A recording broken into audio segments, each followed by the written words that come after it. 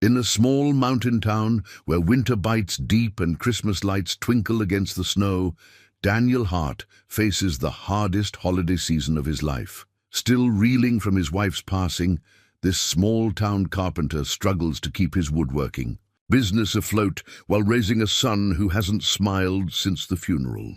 But fate has other plans. Behind the old stone church, in a beaten-up van covered in frost, he discovers a mother and her 2 children seeking shelter from the cold. Against all logic and his sister's warnings, Daniel opens his door to these strangers, offering them his half-finished guest room just until the holidays. What begins as a simple act of kindness soon transforms into something none of them expected. Could these broken families be exactly what each other needs to heal? Before we jump back in, tell us where you're tuning in from. And if this story touches you, make sure you're subscribed, because tomorrow I've saved something extra special for you. The sound of sandpaper against wood filled Daniel Hart's workshop, steady and rhythmic like a heartbeat. His calloused hands moved with practiced precision over the cedar hope chest he'd promised Mrs. Peterson for her daughter's wedding. The piece should have been finished 2 weeks ago, but lately everything seemed to take twice as long. His fingers brushed against the metal chain around his neck, and he paused, touching the gold band that hung there. Sarah would have known exactly what to say to Mrs. Peterson about the delay. She always knew how to smooth things over, how to make people smile even when they came in frustrated. The workshop felt emptier without her voice, without her gentle presence, arranging the display pieces or handling the books. Through the sawdust-streaked window, Daniel caught sight of Tommy sitting on the workshop steps, hunched over his sketch pad, 8 years old and already carrying the weight of loss in his small shoulders. The boy hadn't touched his colored pencils in months, sticking to graphite that matched the winter sky. "Hey, buddy," Daniel called out, setting down his sandpaper. "Want to help me with this finish?" Tommy glanced up, his expression serious beyond his years. He shook his head once and returned to his drawing.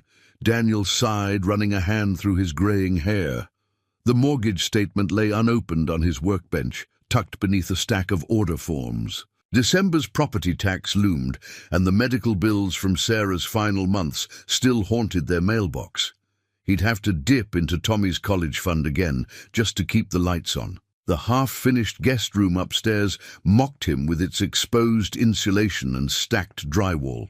Sarah had been so excited about that room, planning to host her sister's family for the holidays. Now it sat like an open wound in their home, another project he couldn't seem to complete. His phone buzzed. Rachel, again. His sister's daily. Check-in calls had become as regular as sunrise. He let it go to voicemail, knowing exactly what she'd say. "Daniel, you need to think about selling the house. The workshop could fetch a good price as a retail space. Tommy needs stability," as if stability meant surrendering everything he and Sarah had built together. The winter light was fading early, casting long shadows across his workbench. The hope chest would have to wait another day. "Time to head in, Tommy," he called. "Homework before dinner." His son gathered his supplies without a word, his movements deliberate and careful, so much like Sarah it made Daniel's chest ache. They walked the short path to their craftsman home, Christmas lights twinkling half-heartedly along the roofline. Sarah's lights, which he couldn't bring himself to take down after last Christmas. Now they served as a year-round reminder of promises he hadn't kept. Inside, the house held the hollow quiet they'd both grown accustomed to. Daniel watched Tommy climb the stairs to his room, each step heavy with unspoken grief. The boy hadn't cried, not even at the funeral. He'd just grown quieter, retreating into himself like a turtle into its shell. Daniel's fingers found Sarah's ring again as he stood in their kitchen, his kitchen now, surrounded by the life they'd planned together. The morning's dishes sat unwashed, and a pile of unopened mail threatened to topple from the counter. Sarah's recipe box collected dust on the shelf, her handwritten cards waiting for holidays he couldn't bring himself to celebrate. The church bell tolled in the distance, its sound carrying across the snow-covered town. 6 o'clock. Time to attempt another dinner, Another evening of silent meals and homework supervision. Another night of lying awake wondering how to heal his son's broken heart when he could barely manage his own. He opened the refrigerator, its meager contents, a testament to his distracted shopping.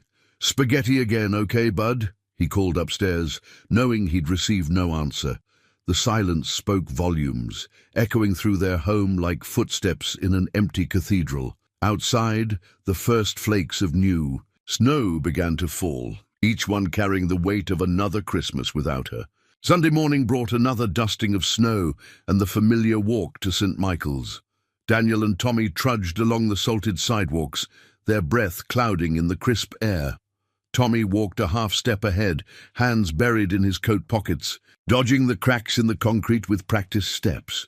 The service passed in a blur of hymns and prayers, Daniel's mind wandering to the unfinished orders waiting in his workshop. He caught Mrs. Peterson's pointed glance from 3 pews ahead, her daughter's hope chest now 2 weeks overdue. Tommy sat beside him, still as a statue, drawing abstract patterns in his Bible's margins. After the final blessing, Daniel nodded to familiar faces but avoided conversation, guiding Tommy toward the side exit. That's when he noticed the van. It sat behind the parish hall, an old Dodge Caravan with frost-covered windows and a missing hubcap. He might have walked past it, but something caught his eye. A small hand wiping a circle in the condensation. A child's face peering out before quickly disappearing. Daniel slowed his pace. "Tommy, wait here a minute." As he approached the van, he noticed the fresh tire tracks in the snow. It hadn't been here long. The vehicle sat at an angle as if parked in haste. Up close, he could see breath fogging the windows from inside. He knocked gently on the driver's side window. For a long moment, nothing happened. Then the window cranked down halfway, revealing a woman with tired eyes and proud posture. Dark circles beneath her eyes suggested sleepless nights. But her gaze was steady, challenging. "Can I help you?" Her voice carried a defensive edge. "I was about to ask you the same thing," Daniel replied, noting the blankets visible in the back seat. "I'm Daniel Hart. I attend church here." "We're fine," she said quickly. "Just passing through." A muffled cough from the back seat betrayed her, followed by a whispered "shh." 2 children, Daniel realized, one slightly older than Tommy, the other younger. "It's supposed to drop below freezing tonight," he said, thinking of Tommy sleeping warm in his bed. "The shelter in Milton's about 20 miles east." "We're fine," she repeated firmly, but her hands tightened on the steering wheel. "Thank you for your concern." The window started to crank up, but another cough interrupted the motion. This time, a small voice followed. "Mama, I'm hungry." The woman closed her eyes briefly, composure cracking. When she opened them, Daniel saw a flash of something he recognized, the desperate need to appear strong for your children. "I'm a carpenter," he found himself saying. "I have a guest room.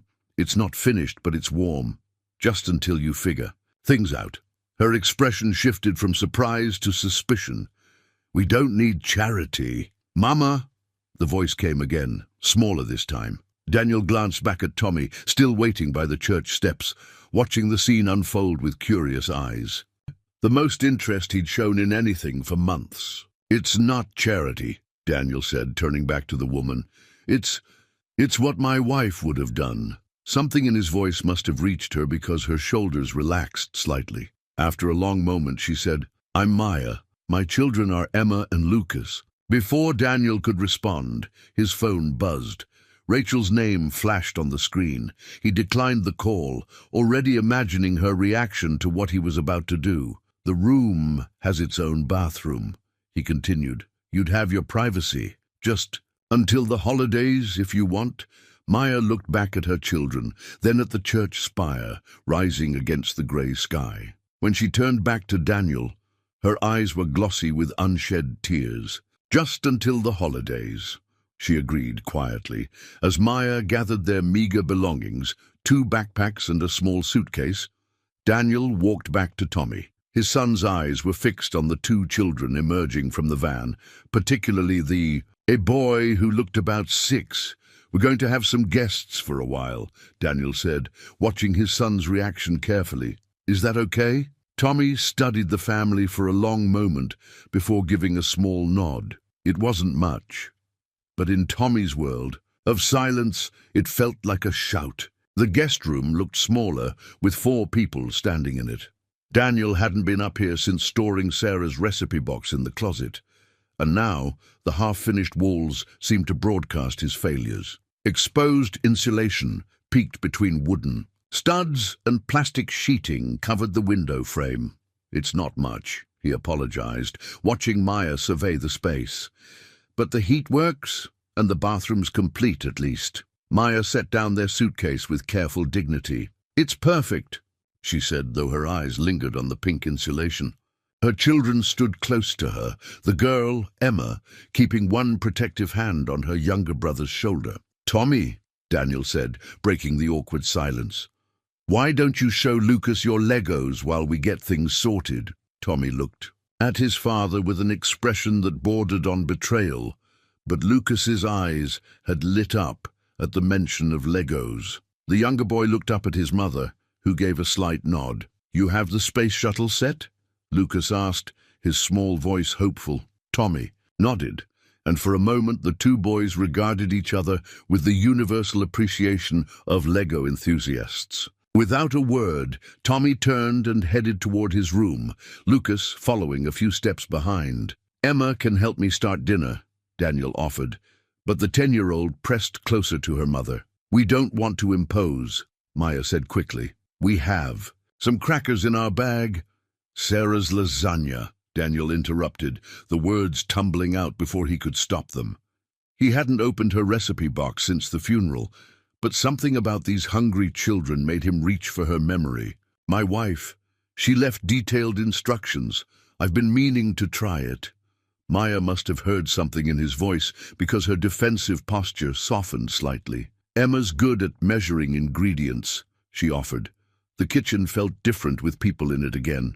Emma stood at the counter, carefully leveling each cup of ricotta as Daniel read from Sarah's recipe card. Her handwriting filled him with a familiar ache, but for the first time, it didn't overwhelm him. My mom used to make lasagna too, Emma said quietly, smoothing the cheese with the back of a spoon. Before. She trailed off, and Daniel let the silence stand.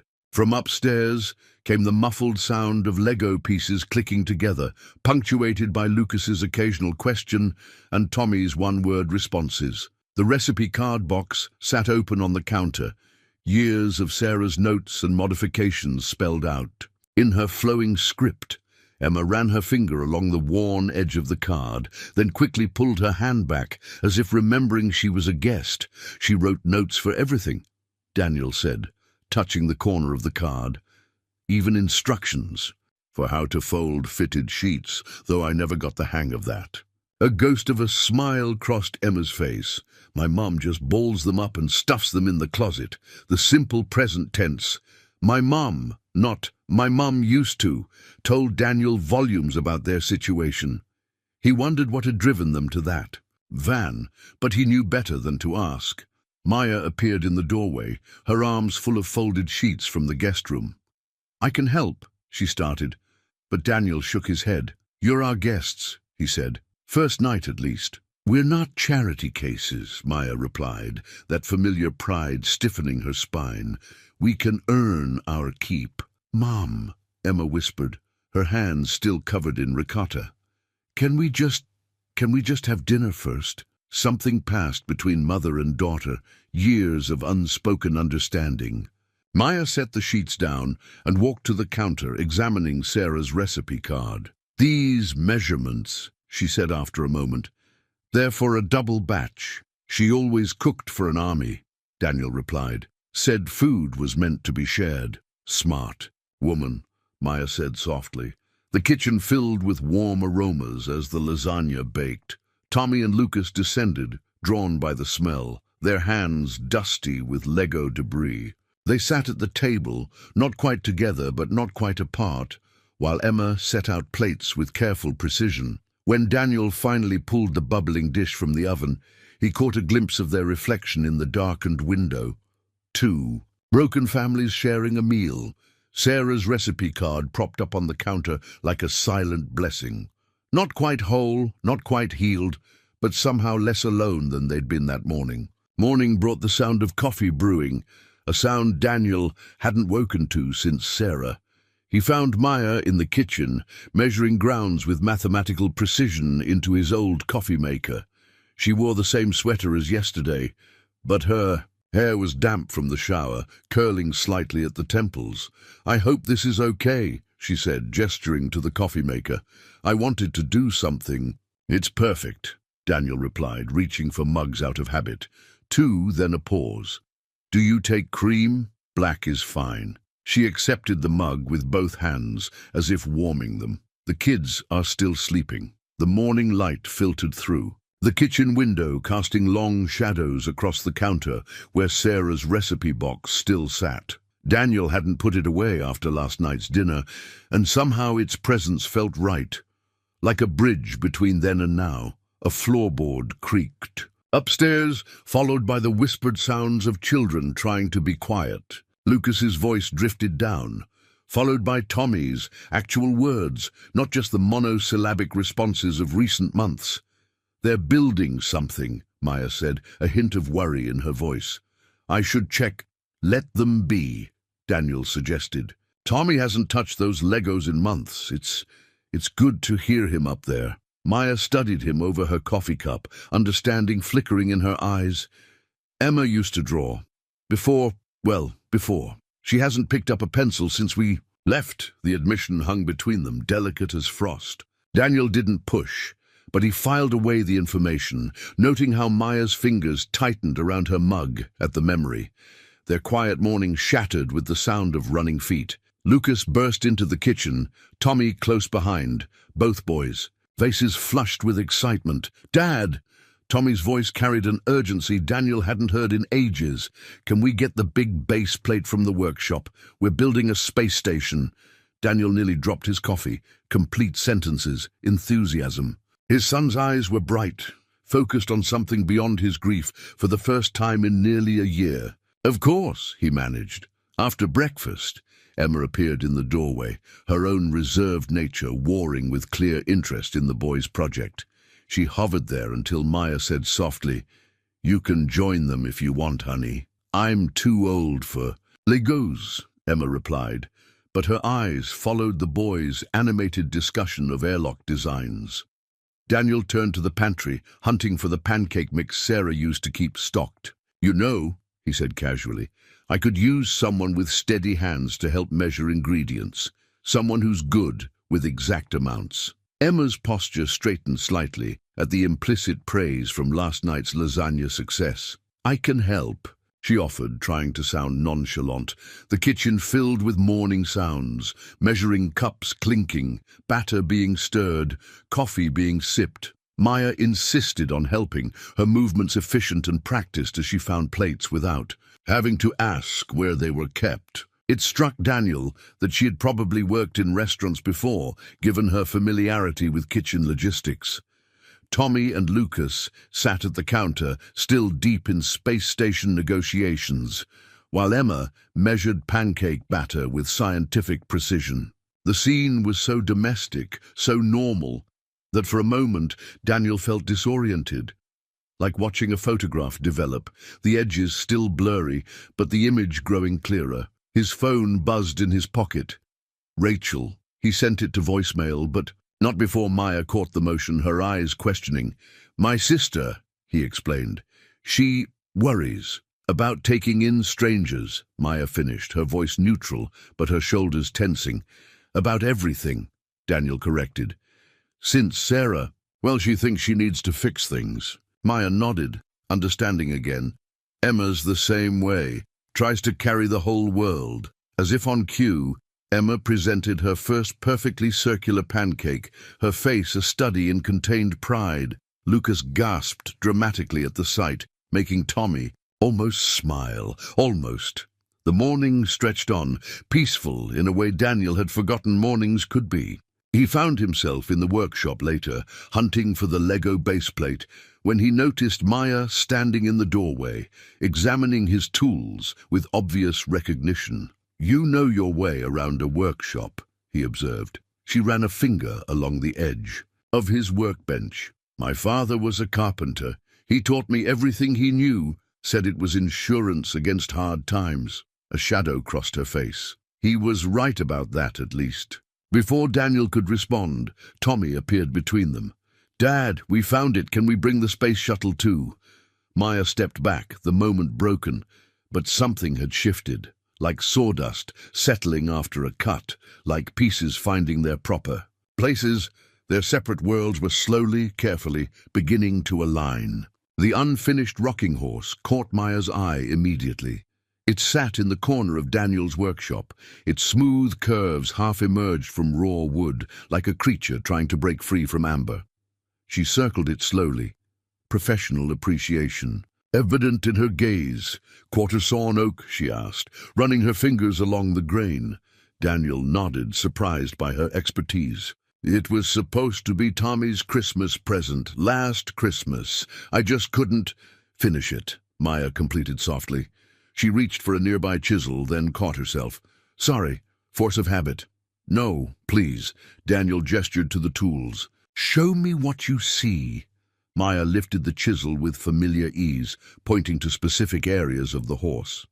"The neck needs more definition here. And these rockers, they're beautiful, but the curve is slightly uneven. It might wobble."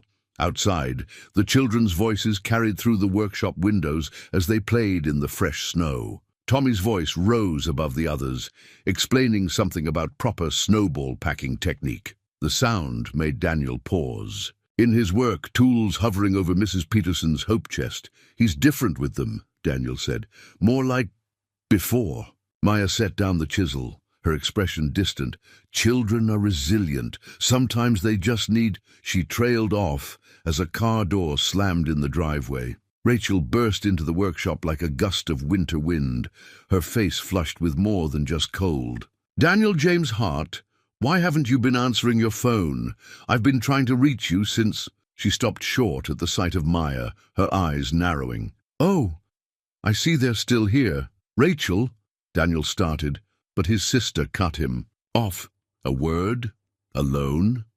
Her tone left no room for discussion. Maya straightened, that familiar dignity settling over her like armor. "I should check on the children anyway." She slipped out, closing the workshop door quietly behind her. "Have you completely lost your mind?" Rachel hissed once Maya was gone. "Taking in strangers? With Tommy still so fragile?" They needed help. "Rachel, it's temporary." "Temporary?" She laughed, but there was no humor in it. Like how selling the house was going to be temporary. Like how Tommy's therapy was temporary. Daniel set down his tools with deliberate care. "That's different." "Is it? Because from where I'm standing, you're still making impulsive decisions that—" She broke off as children's laughter filtered through the windows. Was that Tommy?" Daniel moved to the window. Outside, his son was demonstrating proper snow-fort construction techniques to Lucas, his hands animated as he explained the structural principles. Emma stood nearby, adding architectural suggestions with serious consideration. "When's the last time you heard him laugh, Rachel?" Daniel asked quietly. "When's the last time he acted like a child instead of a ghost?" Rachel joined him at the window, her expression softening slightly. "They could be anyone, Daniel. They could be dangerous. Did you even ask why they're homeless? Why they were living in a van?" "Sometimes people just need help," he said, echoing Sarah's words from years ago when they'd first opened their home to a newly divorced Rachel. "Sometimes that's enough." "It's not the same," Rachel protested, but her voice had lost its edge. "I was family, and now they're our guests." Daniel picked up his sanding block, signaling the end of the discussion. "Sarah would have done the same thing." "Sarah." Rachel sighed, touching the wedding ring she still wore on a chain, matching Daniel's. "Sarah had better judgment than both of us combined." Outside, Maya had joined the children, showing them how to pack snow for maximum structural integrity. Her movements were precise, educational. A carpenter's daughter teaching architecture through play. "Did you know she's a carpenter too?" Daniel said, nodding toward Maya. "Trained by her father, she noticed things about that rocking horse that I missed." Rachel's gaze shifted to the unfinished toy. "You're working on it again?" "Thinking about it." Daniel ran a hand over the smooth wood. "Tommy's been asking about it. First time he's mentioned it since." A snowball hit the workshop window, followed by children's gasps and Maya's stern but amused voice calling for appropriate targeting protocols. Rachel watched the scene unfold, her expression complicated. "Just be careful," she finally said, "for Tommy's sake, and yours." After Rachel left, Maya reappeared in the workshop doorway, snow dusting her hair. "I'm sorry if I caused problems with your sister." Daniel shook his head, picking up the chisel she'd been using earlier. "Show me again. About the neck of the horse. What were you saying about the angle?" Maya's small smile held relief and something more, recognition perhaps of another parent trying to rebuild a broken world, one piece at a time. The police cruiser rolled past the workshop for the third time that morning. Daniel might not have noticed, but Maya's reaction was impossible to miss. The sudden stillness, the way her hands froze mid-sandpaper stroke, eyes tracking the vehicle, until it disappeared around the corner. "Just Officer Pete," Daniel said carefully, watching her shoulders slowly relax. "He drives by every few hours. Small-town routine." Maya nodded, but her movements had lost their earlier confidence. She set down the sandpaper and withdrew her phone from her pocket.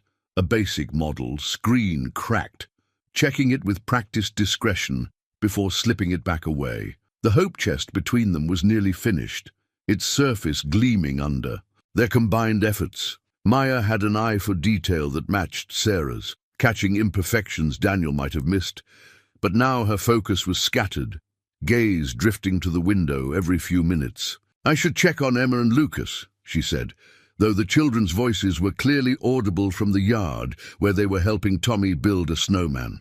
"Maya," Daniel kept his voice gentle, "if there's something I should know, there's not. Too quick, too sharp." She softened it with a small smile that didn't reach her eyes. "Everything's fine."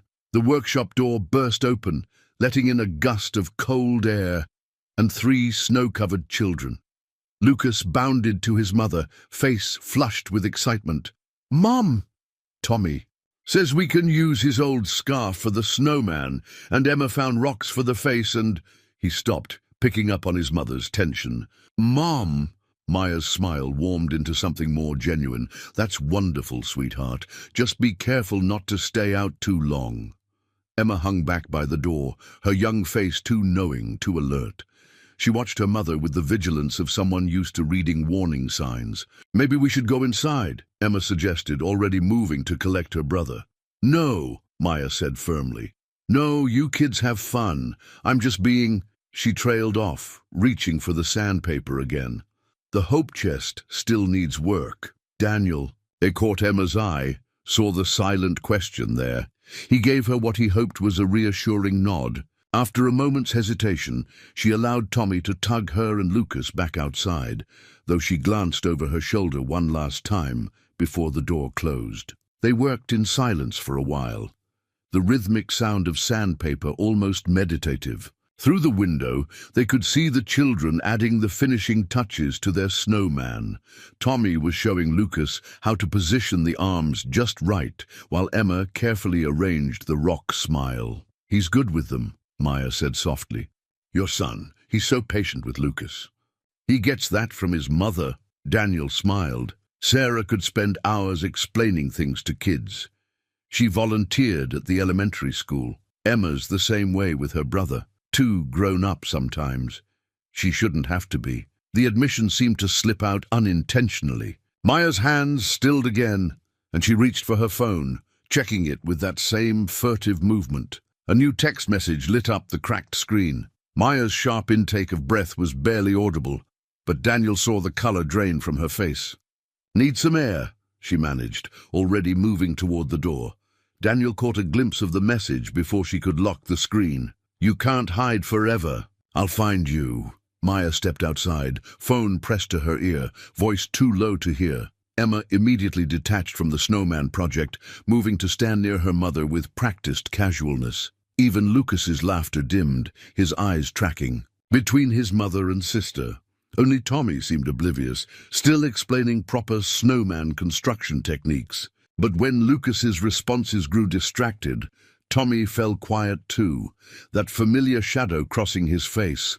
The look of a child who knows something is wrong, but doesn't know how to fix it. Through the workshop window, Daniel watched Maya pace, her free hand running through her hair in a gesture of barely contained panic. Emma stood guard nearby, small shoulders squared against invisible threats, while Lucas drifted closer to his family, abandoning the half-finished snowman.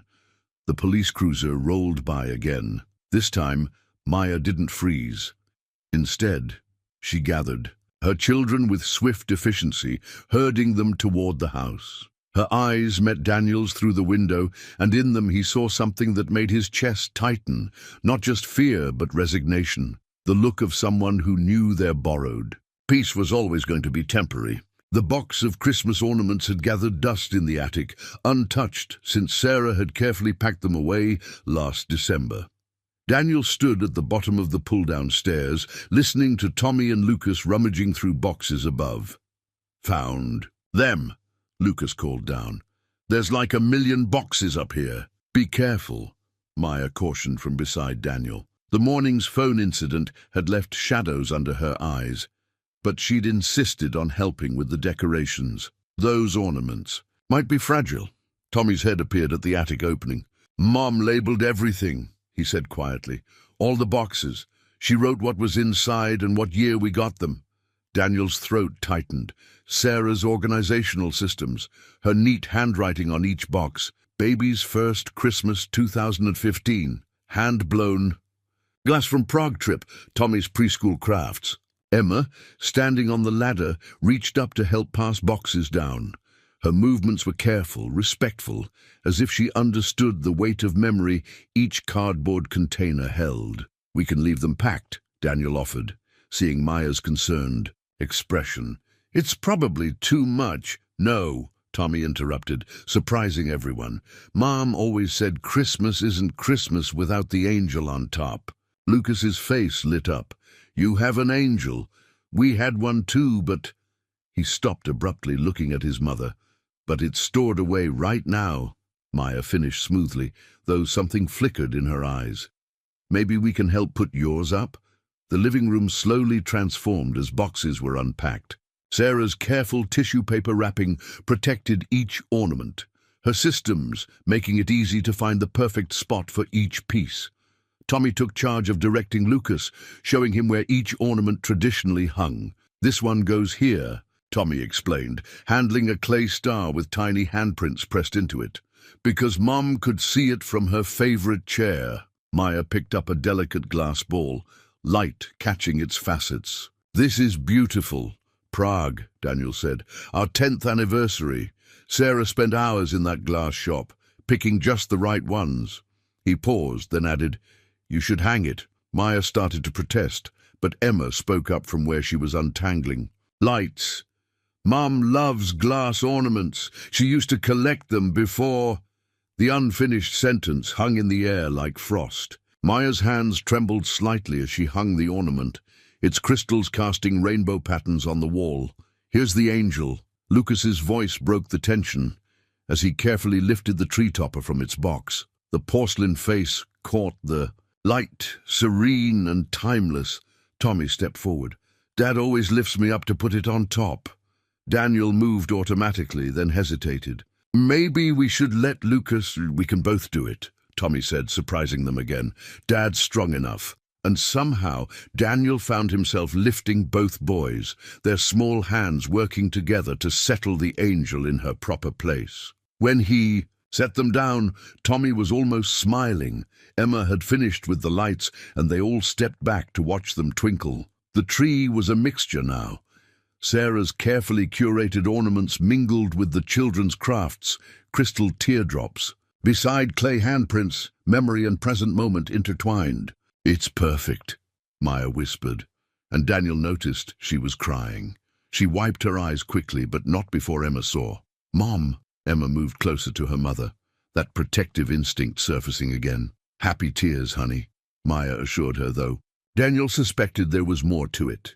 "It's just been a while since it felt like Christmas," Tommy finished, his voice small but certain. Lucas, less attuned to the emotional currents in the room, was already hunting through the remaining boxes. "Look, these are all wrapped up special. Those are the annual ornaments," Daniel explained. "Sarah bought a new one every year, but we couldn't open them until Christmas Eve." 7 days, Lucas calculated quickly. "That's forever." "Not so long," Maya said, and something in her voice made Daniel look at her sharply. She was checking her phone again, that nervous gesture he was starting to recognize. But before he could say anything, Tommy spoke again. "We could make cookies. Mum's recipe cards have her sugar cookie instructions. She always said, 'Christmas isn't Christmas without sugar cookies,'" Daniel finished. The memory was bittersweet, but for the first time it didn't feel like drowning. In the kitchen, Sarah's recipe box awaited them, and if Maya's hands shook slightly as she measured flour, if Emma stayed just a little too close to her mother, if Tommy had to stop and breathe sometimes, well, healing wasn't always smooth. But like the mismatched ornaments on the tree, they were creating something new from the pieces of what was broken. The Christmas craft fair transformed the town square into a wonderland of lights and vendor stalls. Daniel hadn't planned to participate this year. Sarah had always been the one to handle the sales side of things, but Maya's quiet suggestion about the wooden toys in his workshop had sparked something. Now they stood behind a table laden with hand-carved creatures, dolphins leaping from wooden waves, birds poised for flight, small rabbits with movable ears. Maya had helped finish several pieces that had been gathering dust, her skilled hands bringing out details Daniel had missed. "Did you make this one?" A young mother held up a delicate carousel horse, its mane flowing in an invisible wind. "That's Maya's work," Daniel said proudly. "She has a way with horses." Maya, who had been adjusting the display, straightened at the praise. "The wood grains suggested the movement. I just followed what was already there." The customer's eyes lit up. "Could you make a matching one? For my twins?" Before Maya could deflect the attention, Emma called out from where she was helping Tommy and Lucas arrange the smaller pieces. "Mum's really good at matching sets. She used to have her own workshop." "Emma!" Maya's voice carried a warning note, and her daughter fell silent, that too adult awareness crossing her face again. The fair bustled around them, filled with familiar faces and holiday cheer. Mrs. Peterson stopped by, her daughter in tow, to admire the finally completed hope chest. Her earlier frustration melted at the sight of the exquisite finishing work, Maya's contribution, though Daniel made sure to keep that detail to himself. "Sarah would have loved this," Mrs. Peterson said softly, running her hand along the smooth wood. "She always said this fair was like magic." Tommy, who had been explaining the proper arrangement of wooden animals to Lucas, looked up at the mention of his mother. "She liked the candy canes," he said, "the big striped ones from Mr. Johnson's booth."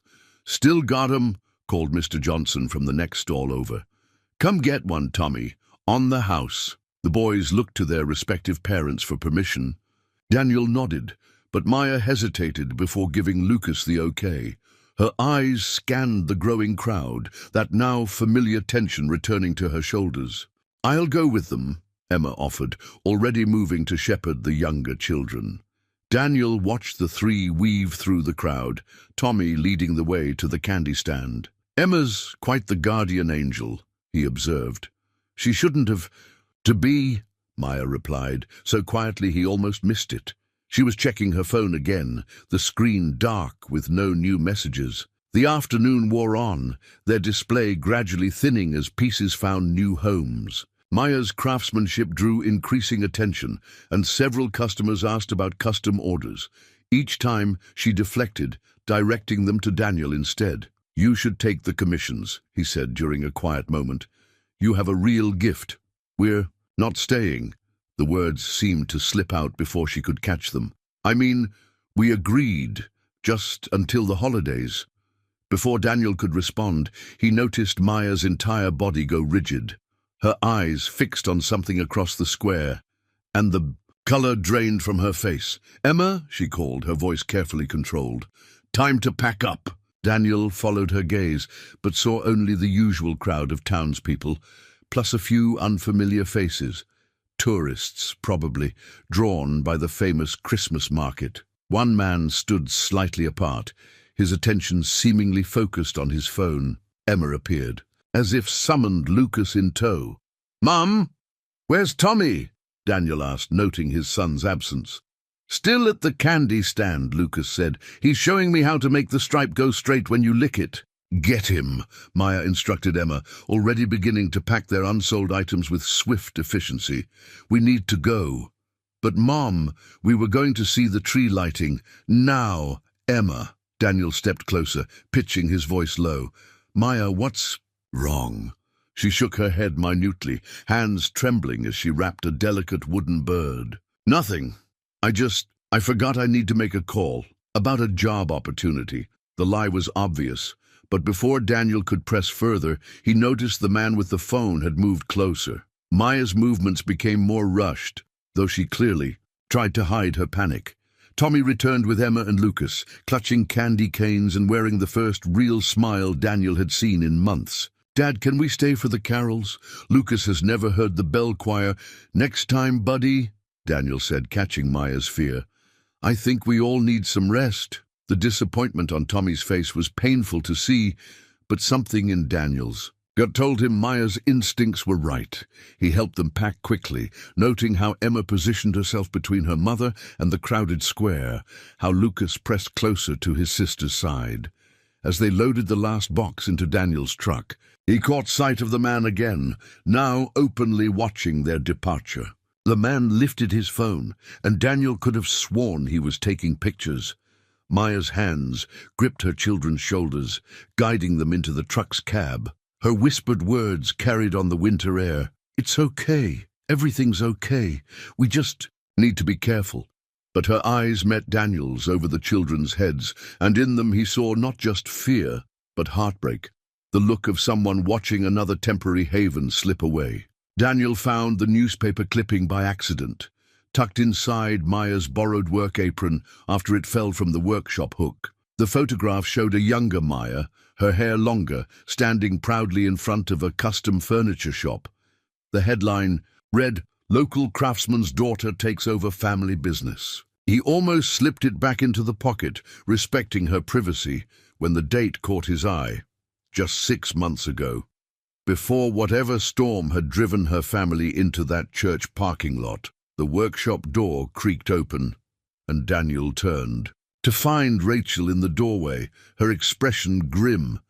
"We need to talk." She pulled out her tablet, opening a browser window. "Did you even Google her, Daniel? Maya Chen, owner of Chen Family Woodcraft in Bristol. Rachel, there's more." She scrolled through search results. The business closed suddenly 3 months ago. No notice, no forwarding address, and her ex-husband. "Stop." Daniel set down the newspaper clipping. "If Maya wants to tell me, she will. She's running from something." Rachel's voice softened. "Or someone. Think about Tommy." As if summoned by his name, Tommy appeared in the workshop doorway, his face alight with excitement. "Dad! Lucas found your old train set in the attic. Can we set it up under the tree, like Mum used to?" Rachel's expression crumpled at the mention of Sarah's tradition. Daniel saw the conflict in his sister's eyes, joy at hearing her nephew's enthusiasm warring with her protective instincts. "Sure, buddy," Daniel said. "Why don't you go get started? I'll be there in a minute." Once Tommy was gone, Rachel picked up the newspaper clipping. "Her work is beautiful," she admitted reluctantly. "The article says she won awards." "I know." Daniel took the clipping back. "I can see it in everything she touches. The detail work, the understanding of grain patterns." "Don't." Rachel touched his arm. "Don't get attached. They can't stay." "Daniel, you know that. Before he could respond, they heard Maya's voice from the house, sharp with panic. "Emma! Lucas!" A door slammed, followed by running footsteps. Daniel found Maya in the living room, her face pale. "The children!" "They're in the attic," he assured her quickly. "Getting the train set." The relief that flooded her face made her look younger, more like the woman in the newspaper photograph. But it lasted only a moment before her walls went back up, especially when she saw Rachel. "I should help them," Maya said, already turning toward the stairs. "Lucas can be clumsy with old things." "Maya," Daniel's voice stopped her. "The man at the fair, was it—" "Please." The word came out barely above a whisper. "Don't ask questions I can't answer." Rachel stepped forward and Daniel expected confrontation. Instead, his sister said quietly, "I know a good lawyer, someone who handles difficult situations, if you need it." Maya's hand went to her pocket where her phone sat, silent but somehow threatening. "It's not that simple." "It never is," Rachel replied. "But running forever isn't the answer either." The sound of childish laughter drifted down from the attic, followed by Emma's patient voice explaining something about track configurations. Maya closed her eyes, drawing strength from the sound. "He has friends in the police department," she finally said. "Influence, money. The restraining order wasn't worth the paper it was printed on. The business, it was my father's life's work. But we had to leave everything, start over." "And now?" Daniel asked, though he feared he knew the answer. "Now he's found us again." Maya's voice was steady, but her hands trembled. "It's what he does, what he's always done. Controls, manipulates, threatens." "I thought this time we'd gotten far enough." Rachel's tablet chimed with a news alert. Maya flinched at the sound, but Rachel's face showed only determination as she read the screen. "He's been asking questions in town," Rachel said. "At the diner, the gas station, showing your picture." "Then we'll leave tonight," Maya said simply, though the words seemed to cost her. "We've done it before." "No." The force in Daniel's voice surprised even him. "Not this time." Above them, Tommy laughed. A real laugh, one Daniel hadn't heard since Sarah's diagnosis. Lucas's voice joined in, followed by Emma's more reserved chuckle. "The train goes in a circle, Dad," Tommy called down. "Just like Mom always said, no beginning, no end." Maya's eyes met Daniel's, and in them he saw everything she couldn't say: gratitude, fear, and something else, something that made his heartbeat faster despite Rachel's warning look. The newspaper clipping sat on the workshop bench, Maya's younger self, smiling out at a future she couldn't have imagined. But the sound of children's laughter continued from above, a counterpoint. To the gathering storm, the photograph shattered when it hit the floor, Sarah's smile disappearing behind a web of cracked glass.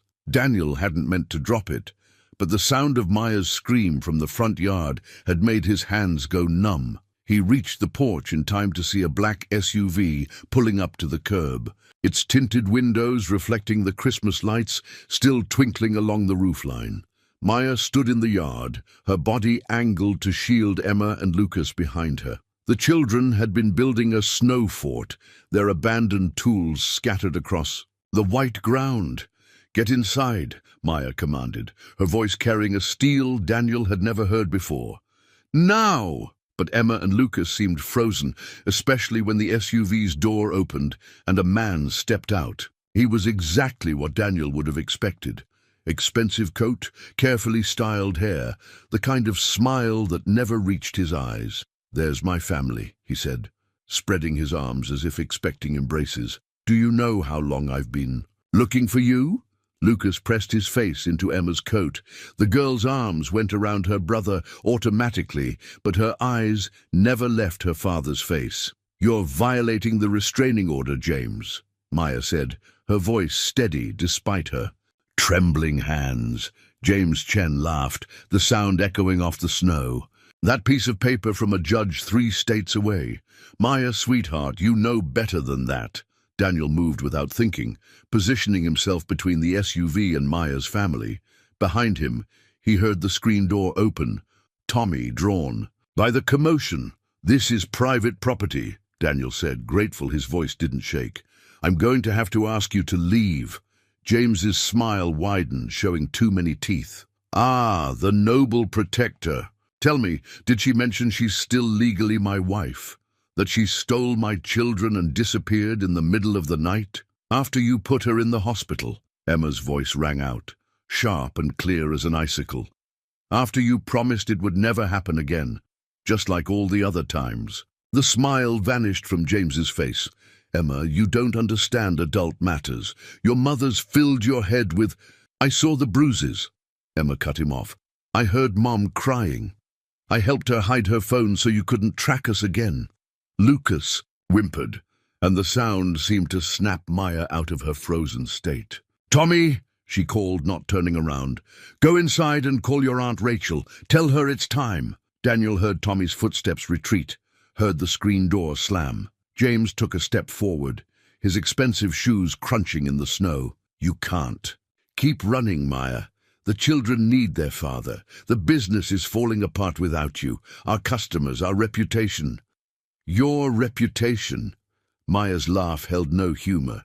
You mean the reputation my father spent 30 years building? The one you tried to destroy when he left the business to me instead of you. I made that shop profitable, James snarled, his cultured facade cracking.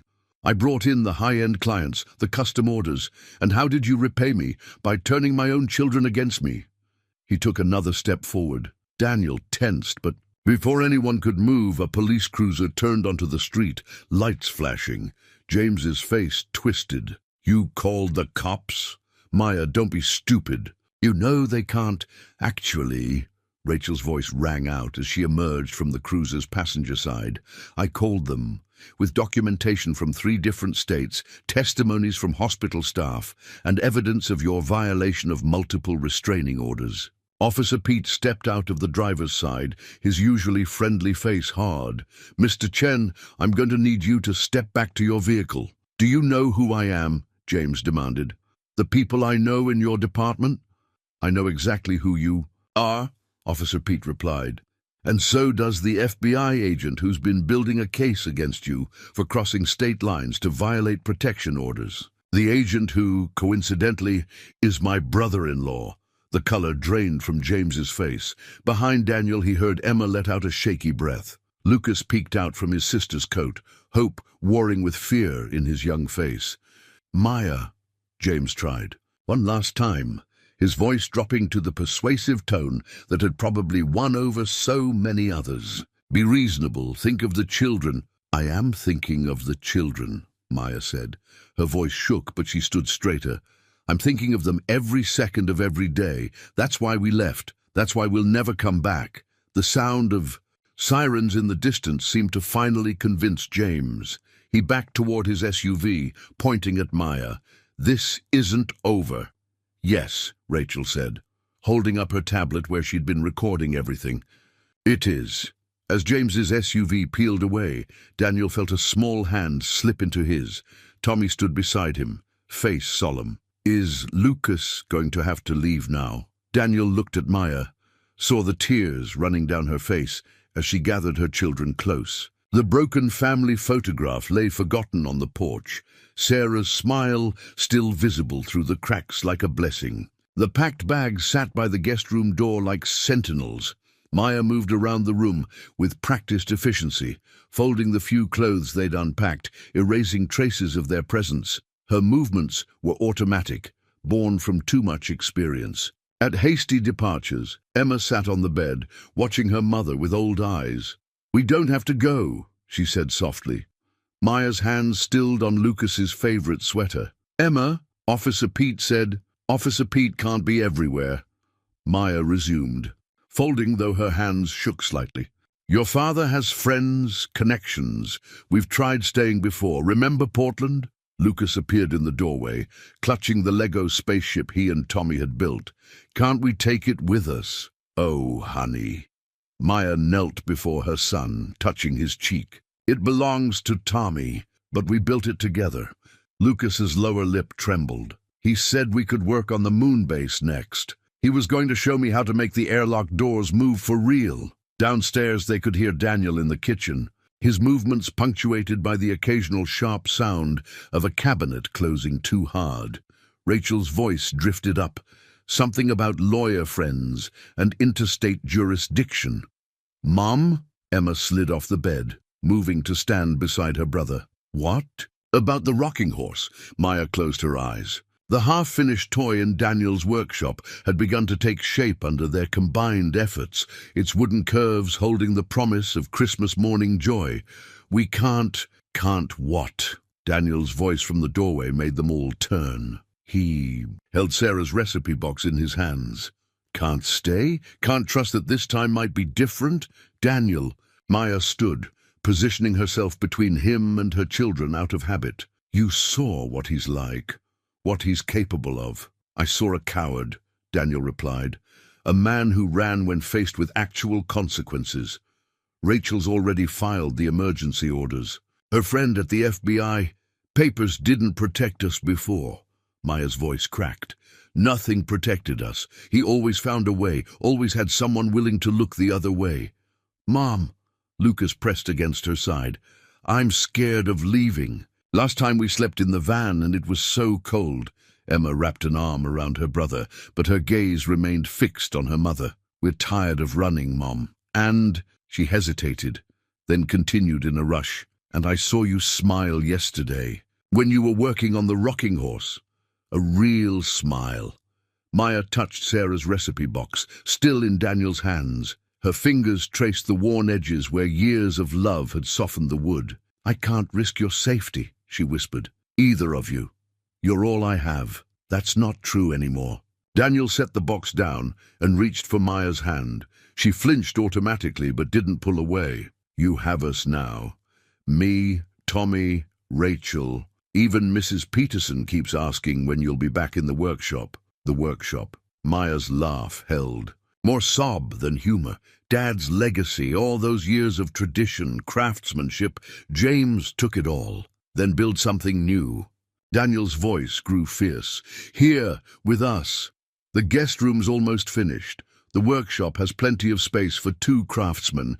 And Tommy..." They all heard the unspoken truth. Tommy was laughing again, emerging from his grief like a flower. "After winter, what if he finds us again?" Maya asked, but her voice had lost its certainty. "Then we face him together." Rachel appeared behind Daniel, her tablet in hand. "I've spent all morning making calls. Your father's lawyer in Bristol? He's been building a case. Other women have come forward. James's carefully constructed world is falling apart, and he knows it." Lucas tugged at Maya's sleeve. "Please, Mom. Tommy said we could help decorate the workshop for Christmas. He found lights in the attic that looked like icicles." Emma stayed, quiet, but her grip on her brother tightened. Maya looked at her daughter, really looked at her, seeing not just the protector she'd been forced to become, but the child she still was. A child who needed roots, stability, the chance to just be young. "The rocking horse," Maya said finally, her voice barely audible. "It needs at least 2 more weeks of work. The finish has to cure properly." Daniel's face broke into a smile. "Tommy's already picked out the perfect blanket for it. Sarah's mother made it years ago." Maya looked at the packed bags by the door, each one containing another fragment of their broken life. Then she looked at her children's faces, at Daniel's hopeful expression, at Rachel's determined stance. 2 weeks, she said slowly, "until Christmas at least, to see if..." She trailed off, unable to voice the hope building in her chest. Lucas whooped, breaking free to run downstairs, no doubt to tell Tommy the news. Emma's posture relaxed for the first time in days, years of vigilance easing slightly. Rachel typed something on her tablet. "I'll let Officer Pete know you're staying. He's setting up extra patrols just in case." But Maya barely heard her. She was watching Daniel carefully unpack Sarah's recipe box, setting it back in its place on the kitchen shelf. Staying. They were staying. Daniel woke to the sound of his truck starting in the driveway. For a moment, he was disoriented, thinking he'd fallen asleep in his workshop again. Then he saw the note on his nightstand. Maya's careful handwriting, illuminated by moonlight. "I'm sorry," He'll never stop. Thank you for showing us what a real home feels like. The clock read 2:17 a.m. Outside, snow was falling heavily, thick flakes visible in the glow of the porch light. Daniel grabbed his keys, the spare set Sarah had always insisted on keeping, and ran downstairs. Tommy stood at the bottom of the stairs, clutching Lucas's abandoned Lego spaceship. "Dad, go to Rachel's house," Daniel said, already pulling on his boots. "Call her right now. Tell her what's happening." Through the window he could see his truck's taillights disappearing into the storm. Maya must have waited until the children were deeply asleep before carrying them out. The thought of Emma and Lucas being uprooted again, of Tommy losing more people he'd grown to love, made Daniel's chest ache. The roads were treacherous, fresh snow concealing patches of ice. Daniel's Jeep, Sarah's old car, which he'd never had the heart to sell, handled the conditions better than his truck would. He could just make out his own truck's tracks in the snow, heading toward the mountain pass. His phone rang. Rachel. "Daniel, what are you doing?" Following them. "In this storm? The pass will be dangerous. She can't do this again." Daniel cut her off. "The kids can't do this again." A pause, then, "Tommy's here. He's worried about Lucas's spaceship." Rachel's voice softened. "Find them, Danny. Bring them home." Imar. Truck's tracks led steadily upward as the road climbed into the mountains.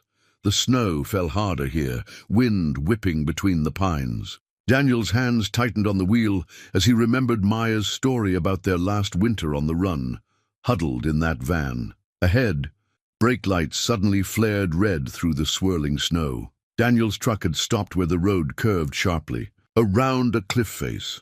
As he pulled up behind it, he could see Maya struggling with the steering wheel, tires spinning in the deep snow. He approached carefully, not wanting to startle her. Through the back window, he could see Emma and Lucas sleeping under blankets in the back seat. The truck's cab glowed with dashboard lights, illuminating Maya's tear-streaked face. She rolled down the window at his approach. "Go back, Daniel. Please, no."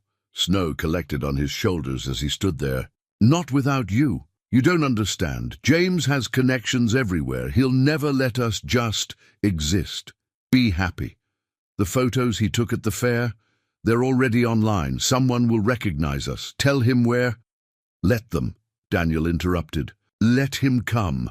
We'll face him together, file more charges, build stronger walls.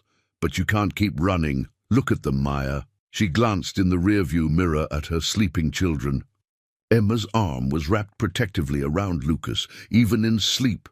"They deserve a chance to build that moon base," Daniel continued, "to finish the rocking horse, to wake up in the same bed more than 2 weeks in a row."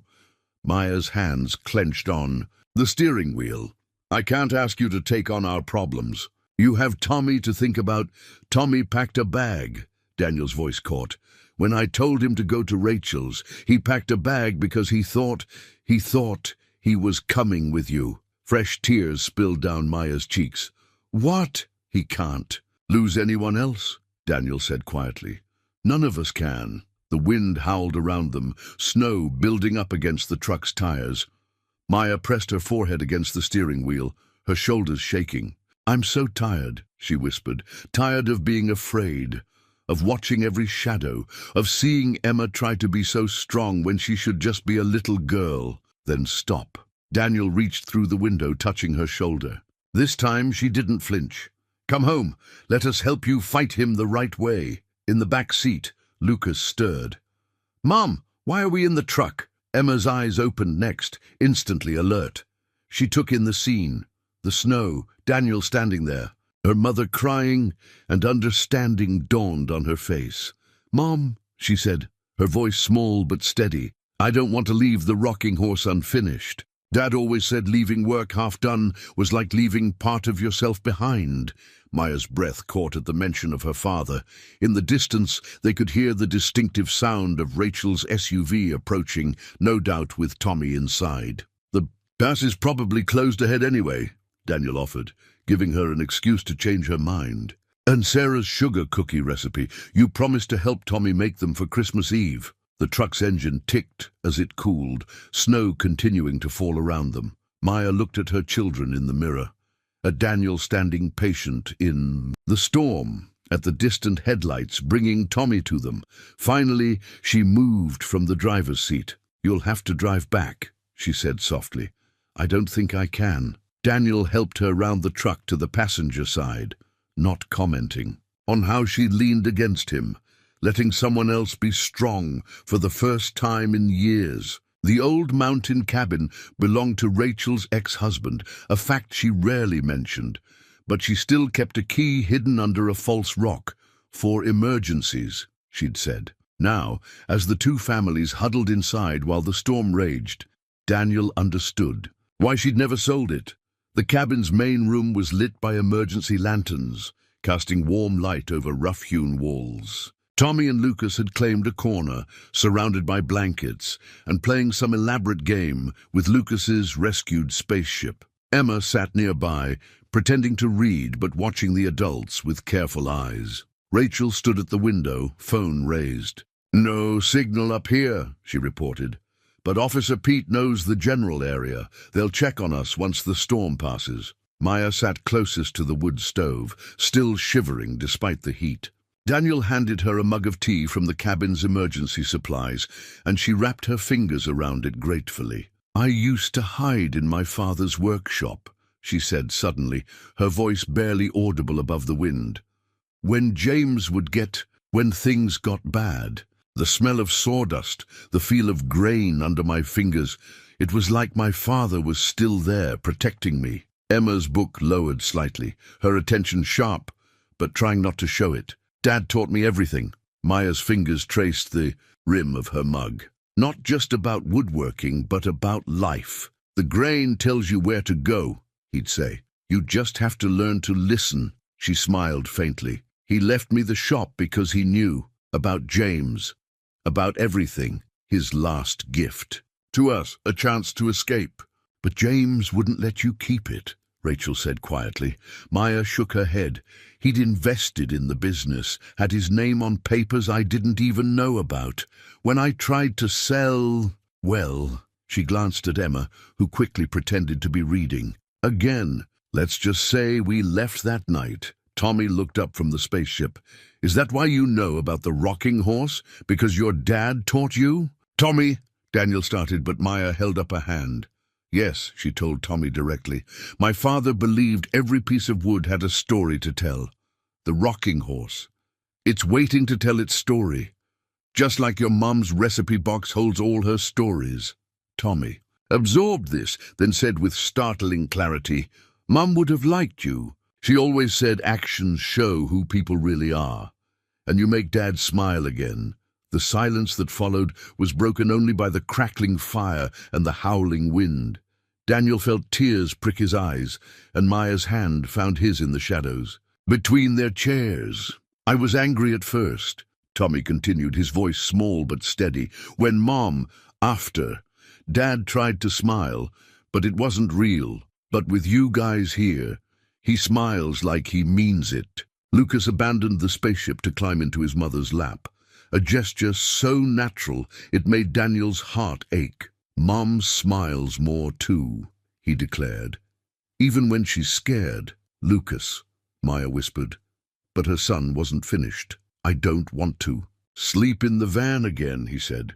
"It's cold, and Emma cries when she thinks I'm sleeping and you never eat, so we can have enough food and—" "Enough." Emma's book clattered to the floor. "Mom, please, we can't leave, not again. I'll protect us, I promise. I'll watch every window, check every door." "No," Maya's voice cracked. "No, baby, that's not your job. It never should have been." Rachel moved from the window to kneel beside Emma. "You know what? I used to think I had to be strong all the time, too. After my divorce, I thought asking for help meant I was weak." She smiled softly. "Then my big brother reminded me that family means you don't have to be strong alone." The storm peaked around them, wind rattling the cabin's sturdy walls. But inside, something was shifting, like wood grain revealing its true pattern under careful hands. "I don't know how to stop running," Maya admitted. "I don't know how to trust that this time might be different." Then we'll show you, Daniel said. Day by day, starting with finishing that rocking horse. Tommy nodded solemnly. And the moon. Base and Mom's cookies. And a real Christmas, Lucas added hopefully. With stockings and everything. Maya pulled her son closer, reaching out her other hand to Emma, who came willingly to her mother's side. Yes, she whispered. A real Christmas. Together. Outside, the storm began to ease, snow settling into gentle swirls. But inside the cabin, wrapped in borrowed blankets and shared hope, two broken families had started to forge something new, something stronger than fear, more lasting than flight. The morning sun turned the snow-covered town into a wonderland of crystalline light. Daniel's truck led the way back down the mountain, followed by Rachel's SUV, their small convoy moving carefully through the transformed landscape. Maya sat. In the passenger seat, a new house key clutched in her hand, Rachel's spare, offered without fanfare over breakfast in the cabin. As they approached town, Maya's grip on the key tightened, but she didn't hide it away. Progress, Daniel thought, watching her from the corner of his eye. They found Mrs. Peterson waiting on their front porch, a covered casserole in her hands. Behind her stood Officer Pete and, surprisingly, his FBI brother-in-law, both men looking grimly satisfied. "Got something you need to hear," Officer Pete said as they pulled up. Inside, while the children devoured Mrs. Peterson's breakfast casserole, the adults gathered in the living room. The FBI agent, call me Mike, spread documents across the coffee table. 3 other families have come forward, he explained. Ex-business partners, former employees. Seems Mr. Chen has a pattern of financial manipulation and intimidation that crosses state lines. The Bristol DA is very interested in his creative bookkeeping. Maya stared at the papers, her hands trembling slightly. He always said no one would believe us, that he had too many friends in high places. High places are lonely, Mike replied, and friends get nervous when federal investigations start. We've frozen his accounts pending review. He won't be following anyone for a while. Mrs. Peterson, who had been quietly filling the kitchen with the sounds and smells of coffee brewing, spoke up from the doorway. The church board met this morning. Emergency session. We'd like to offer Maya a position. Town needs a good furniture restorer, and the workshop behind the parish hall is just gathering dust. Maya's eyes widened. But my reputation, after everything... Reputation? Mrs. Peterson smiled. Dear, I've been showing pictures of my hope chest to everyone who will look. Already have 3 commissions waiting if you're interested. Daniel watched Maya process this. The legal protection, the job offer, the community's acceptance. She looked almost overwhelmed until Emma's voice carried from the kitchen. Mom, Lucas is telling Tommy about your special drawer pulls, the ones with the hidden birds inside. They're not hidden, Lucas corrected. They're waiting to be found, like Mom always says. Maya pressed her hand to her mouth, tears spilling over. Rachel quietly passed her a tissue. There's more, Officer Pete said. Town Council approved emergency. Housing assistance. That guest room you've been fixing up, materials are being delivered this afternoon. Seems the hardware store owner's wife was mighty impressed with those wooden toys at the craft fair. Through the kitchen doorway, they could see Tommy showing Emma and Lucas how to properly measure ingredients for Sarah's pancake recipe. The recipe box sat open on the counter, Sarah's handwriting a silent blessing over the scene. I don't know what to say, Maya whispered. Say you'll let us help, Rachel replied. Say you'll let Tommy teach Lucas woodworking and Emma take art. Glasses at the community center, and yourself breathe without looking over your shoulder every minute. Say you'll finish the rocking horse, Daniel added softly, and stay to see Tommy's face on Christmas morning. Maya looked down at the key in her hand. Not just a spare key now, but a promise, a choice. The front door opened, bringing a blast of cold air, and the hardware store owner himself, Bill Matthews, already talking about insulation and drywall. Behind him came his teenage sons, carrying tool belts and wearing eager expressions. Heard you folks could use some help with that guest room, Bill announced. My boys need practice hanging drywall anyway. Learning opportunity, right? Maya stood, slowly, drawing herself up with that familiar dignity. But this time it wasn't armor. It was foundation. The corners need special attention, she said, her voice growing stronger.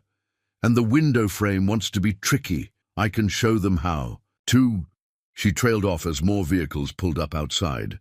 The church ladies' auxiliary, armed with cleaning supplies. 2 more of Tommy's classmates and their fathers carrying lumber.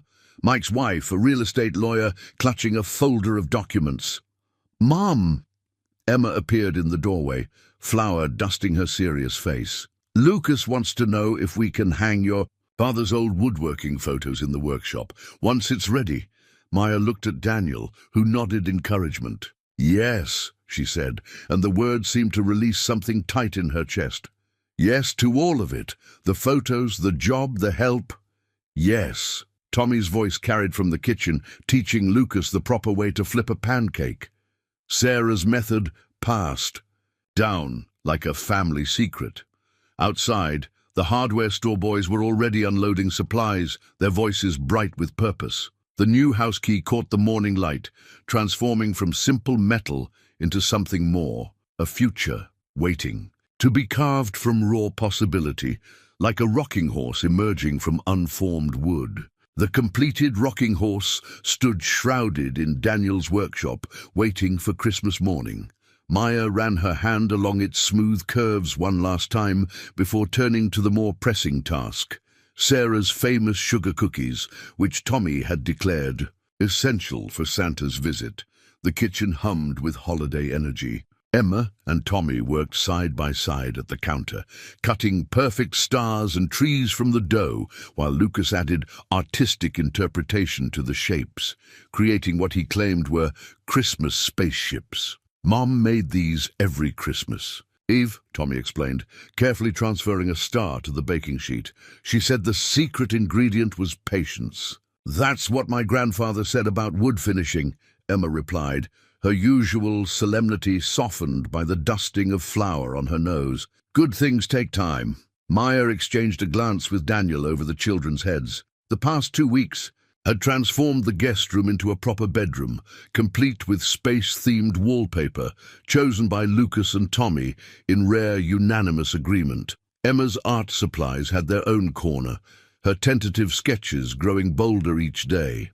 The doorbell rang and Maya's hands tensed on the rolling pin, but it was only Rachel, arms full of wrapped presents and wearing a Santa hat. Our first customer just picked up their hope chest, she announced. Mrs. Chen's restoration officially has a 5-star review. Maya smiled at the new business name. Her maiden name reclaimed, her father's legacy honored. The parish workshop was already taking shape, though she'd insisted on paying rent despite the church board's protests. Did you see any? Emma trailed off, but her meaning was clear. Any sign of James? All quiet, Rachel assured them. Officer Pete's on duty all night, and Mike's team is monitoring. The phone rang, cutting her off. Daniel answered, his expression darkening as he listened. When? He asked, moving toward the window. Are you sure? Maya felt it then, that old familiar prickle of danger. She saw Emma straighten, saw Lucas edge closer to his sister. Daniel hung up. James was spotted at the Bristol train station this morning. Bought a ticket west. Here? Lucas's voice quavered. No, honey, Rachel said quickly. Further west, Seattle. Mike's team confirmed it, but Maya knew better. It's a distraction, she said quietly. He wants us to think. She was cut off by the sound of breaking glass from the workshop. Everything happened at once. Rachel grabbed her phone, already dialing. Daniel moved toward the workshop door, but Maya caught his arm. The children, she whispered urgently. Get them upstairs.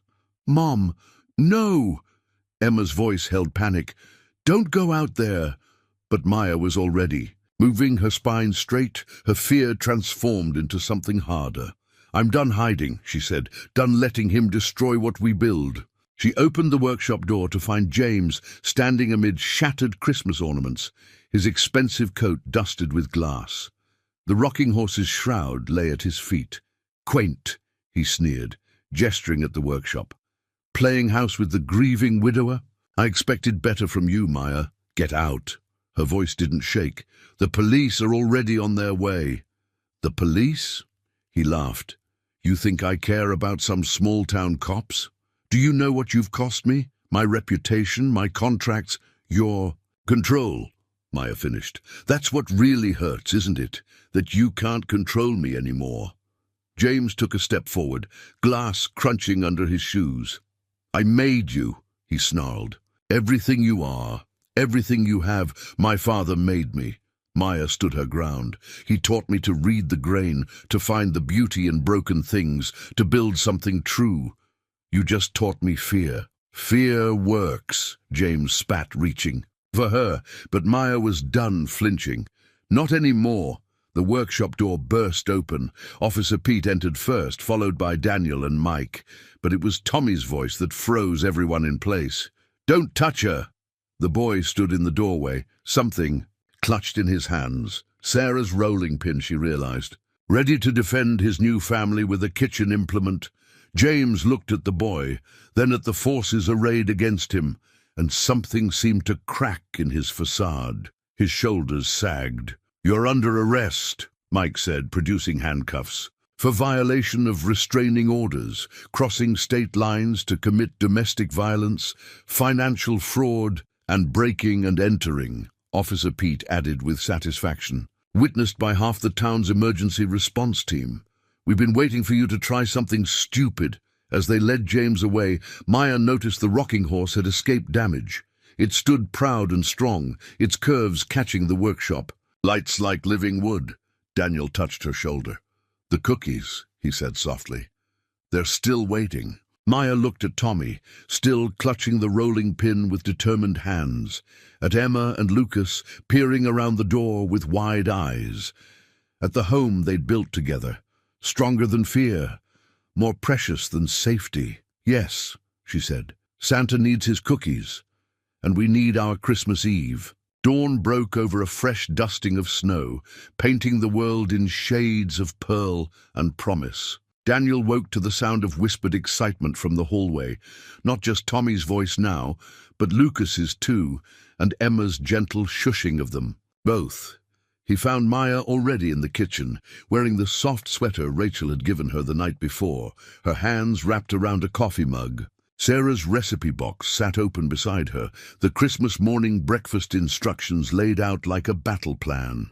"The kids are awake," she said needlessly, a smile playing at her lips. "They've been awake for hours," Daniel replied. "Tommy usually caves and comes downstairs by now, but I think Emma's been keeping them in line."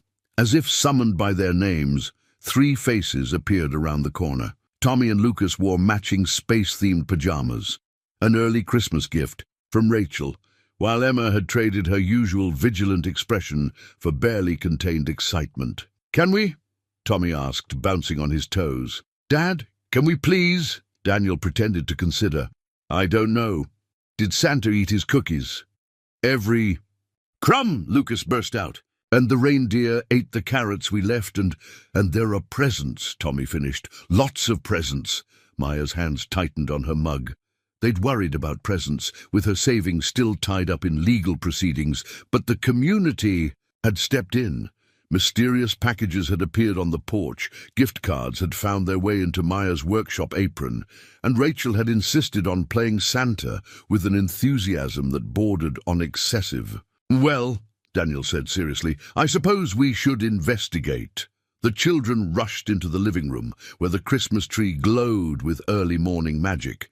But it was the workshop door that drew their attention. Slightly ajar, a red ribbon stretched across the opening. "What's that?" Lucas asked, pointing. Tommy's eyes widened. "Dad, is it?" Daniel nodded to Maya, who produced a small key tied with a bow. "Would you like to do the honors?" Emma took the key with careful hands, unlocking the workshop door while her brother bounced with anticipation. The ribbon parted, and they stepped into a wonderland. The rocking horse stood in a pool of Christmas lights, its wooden coat gleaming with countless hours of careful finishing. But it wasn't alone. Beside it sat a child-sized workbench, complete, with safe tools sized for small hands, And on the walls, Grandpa's pictures, Emma breathed.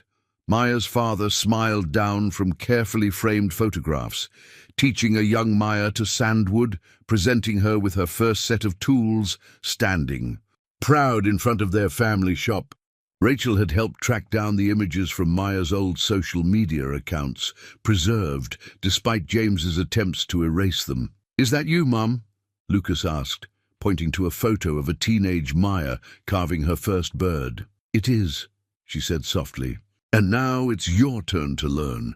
Tommy approached the rocking horse reverently. "Can I try it?" Daniel encouraged. "You and Lucas both." Maya made sure it's strong enough. The boys needed no further invitation. Soon the workshop rang with the sound of their laughter as they took turns, while Emma examined every detail of the workbench with growing excitement. "There's more inside," Daniel reminded them, and the children rushed back to the Christmas tree. Maya hung back, watching as wrapping paper flew and exclamations of joy filled the air. A brand new sketch pad for Emma, professional colored pencils tucked inside, a telescope for Lucas and Tommy to share, books and games and warm winter clothes, simple things made precious by permanence. "Mom!" Lucas called. "Look what Tommy got us." He held up 3 hand-carved ornaments, each bearing a carefully painted name. "Tommy helped me make them," Daniel explained. "For the family tree." Maya touched the ornaments gently, feeling the love carved into each letter. "There, perfect." Rachel arrived as they were finishing breakfast, carrying still more presents and wearing her Santa hat at a jaunty angle. "Mike called," she said quietly to Maya. "James took the plea deal. No trial needed." Maya closed her eyes briefly, relief washing over her. When she opened them, she found Daniel watching her with understanding. "Look!" Tommy's voice drew their attention. He stood at the window, pointing outside. "Mrs. Peterson is coming, and Officer Pete, and—" Car after car was pulling up, carrying familiar faces. The hardware store owner and his sons, the church, ladies with covered dishes, Mike and his wife, the entire town, it seemed, coming to celebrate with them. "Is this okay?" Daniel asked Maya softly. "We can tell them to come back later." But Maya was already moving to open the door, to welcome their guests, to embrace the community that had become family. She felt Emma's hand slip into hers, saw Lucas demonstrating the rocking horse to his new friends, watched Tommy proudly showing off their workshop. Above them, Sarah's face smiled down from the family photos on the wall, not forgotten, but woven into the fabric of their new life, like grain patterns in well-loved wood. And Maya finally understood what her father had always taught her. Sometimes the strongest things are built from broken pieces, held together by love and trust and the courage to begin again. 1 year later, the Christmas lights still twinkled along the roofline, new ones now, carefully hung by 4 pairs of hands. The workshop had doubled in size, expansion funded by Mrs. Chen's Restoration's growing success, with a special corner dedicated to what Tommy called the kids' division. Maya stood in the doorway, watching Emma teach a beginning woodworking class to local children. Her daughter moved with quiet confidence, demonstrating proper sanding technique to a group of eager students. The fear had left her eyes months ago, replaced by the calm assurance of someone who finally felt safe, just like your grandfather showed me, Maya had told her, the day Emma asked to start teaching. Now her father's photographs watched over a new generation of craftspeople, his legacy living on in unexpected ways. Lucas burst into the workshop, snow falling from his boots. "Mom, Dad says it's time." The word no longer caught in anyone's throat. Dad had evolved naturally over months of shared dinners, homework help, and weekend projects. Daniel had cried the first time Lucas said it, though he tried to hide it behind a sudden interest in workshop dust. They gathered in the living room, where the Christmas tree stood proud. Sarah's ornaments hung alongside new additions. The hand-carved names from last year, plus a collection of wooden birds Emma had made for her first craft fair. The recipe box held a place of honor in the kitchen, its contents expanded with Maya's own notes, alongside Sarah's careful instructions. "Ready?" Daniel asked, holding up his phone. Rachel's face appeared on the screen, her Santa hat firmly in place despite being in the hospital. "Don't start without me," she called. "This auntie wants to see everything." "Even from the maternity ward," Maya teased. Rachel's surprise pregnancy had delighted everyone, especially when she'd asked Maya and Daniel to be godparents. "My daughter needs to see her cousins open their presents," Rachel insisted, patting her rounded belly, "even if she's not quite ready to join us herself." Tommy and Lucas positioned themselves by the tree, their matching Christmas sweaters a gift from Mrs. Peterson. Emma sat nearby, sketchbook in hand. She'd taken to documenting family moments, preserving memories in careful lines and subtle shading. "The big one first." Lucas bounced with excitement. "Please." Daniel nodded, and the boys tore into the package together. Inside lay 2 leather tool belts, sized for young craftsmen, each stamped with their names and the workshop logo. Emma had designed. "You're ready," Maya said simply. "For your own projects now." Tommy ran his fingers over the supple leather. "Like real woodworkers?" "You already are real woodworkers," Daniel replied. "These just make it official." Emma opened her gift next. A set of professional carving tools that made her eyes shine. "For the bird series?" she asked hopefully. Maya nodded. The delicate wooden birds her daughter created had become their most popular items, each one capturing a different emotion in its posed wings and tilted head. "You've earned them." Through the phone, Rachel wiped away tears, blaming hormones. On the mantel, a new family portrait took pride of place. All of them in the workshop, surrounded by their creations, Sarah's picture visible in the background like a guardian angel. "Oh," Lucas remembered suddenly, "we have a surprise too." He and Tommy disappeared into the workshop, returning with something hidden behind their backs. Emma stood to join them, her usual solemnity breaking into a rare, full smile. "We made it. Ourselves," Tommy announced proudly, "with Emma's help for the hard parts." They presented their creation, a wooden photo frame carved with intertwining trees whose branches spelled out family in graceful curves. The craftsmanship showed occasional signs of young hands learning their craft, but these small imperfections only made it more precious. "The trees are like us," Lucas explained earnestly, "growing together, getting stronger." Maya felt Daniel's hand find hers as they examined the gift. She remembered her father's words about reading the grain, about finding beauty in the way separate pieces could join to create something new. "It's perfect," she whispered, and felt Daniel squeeze her fingers in agreement. Later, after presents and Sarah's traditional Christmas breakfast, after Rachel had signed off to rest, after the children had rushed outside to test new sleds, Maya and Daniel stood in their workshop.